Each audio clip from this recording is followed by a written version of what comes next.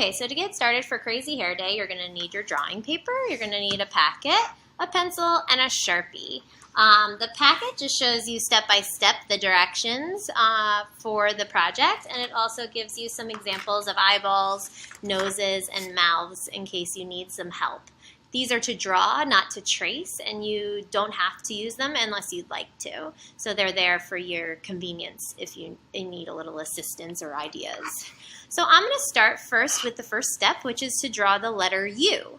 The U is going to be the head of our character. So you want it to be a significant size so it takes up the space, and you want to hold your paper vertically. So I'm going to start with my U, and that's going to be my head. Yours can be bigger or smaller. It's up to you.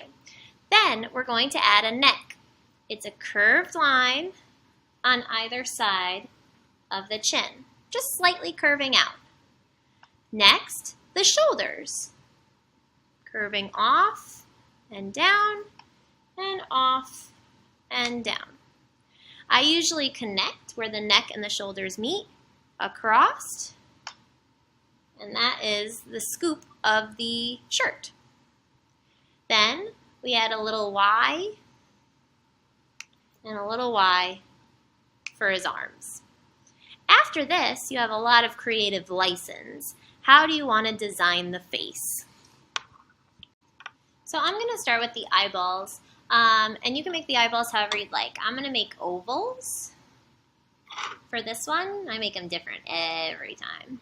I want my person to be kind of sleepy, so I'm going to make his eyelids closed. I'm going to close the bottom as well, and only part of his little pupils will show, and I'll color in the other part with Sharpie at the end. And then maybe a little bit of eyelashes. Then I want to start designing his nose. You can make weird noses, you can make regular noses, you decide. I'm going to make a weird nose. I think it's funny for a caricature.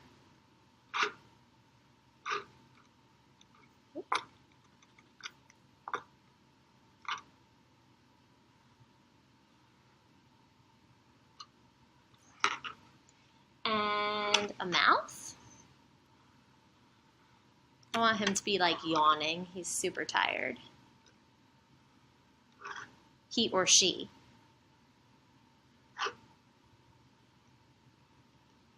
And a little tongue. Maybe I'll even add a mustache in here. And some eyebrows.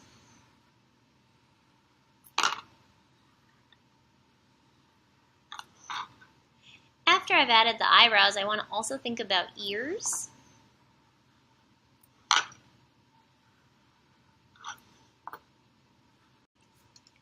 And if I want to add any details to the shirt, like a collar or buttons or things like that, I want to do that now too. Next, it's time for all this negative space around the face. That's where we're going to add the patterns. We practiced patterns last class. We want complex patterns and simple patterns, and we're going to fill up all of the space with them. You want your pattern to repeat at least 4 times before you move on to the next pattern. So I'm going to start with something very simple, like a really simple pattern of just zigzag lines. I'm going to start right on top. So I'm going to make a zigzag across. 1, 2, 3, 4. I could do it more than 4 times, but at least 4. Then I might do another simple pattern. Maybe I'll just do curved lines, but make them closer together so it appears darker. And I'm going to fill it all the way in so it meets that pattern. Maybe now I want to make a little bit more of a complex pattern. I'm going to build up to the really complex ones, but this time I'm going to start with curved stripes. And then I'm going to make diagonal lines in every other stripe.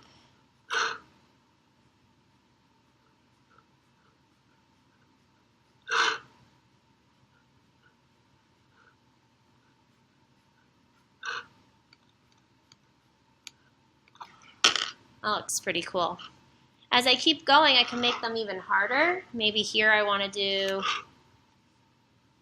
some horizontals and then some verticals to make a checkerboard. And then I can do spirals in the checkerboard.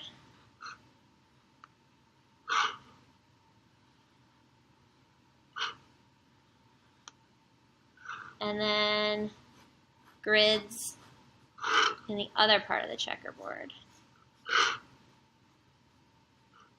And so on until all of the negative space is filled in with patterns, every space. Then you're going to switch to Sharpie and you're going to start to outline your drawing carefully.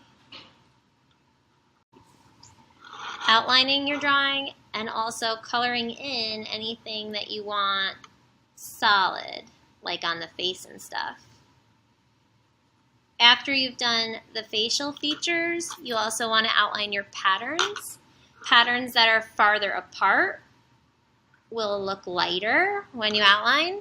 Patterns that are closer together will give you some darker areas when you outline. And don't worry about being exact on your lines. You can always go back and erase any pencil lines that are showing at the end. Nice, clean, crisp lines. Once you've outlined everything in Sharpie,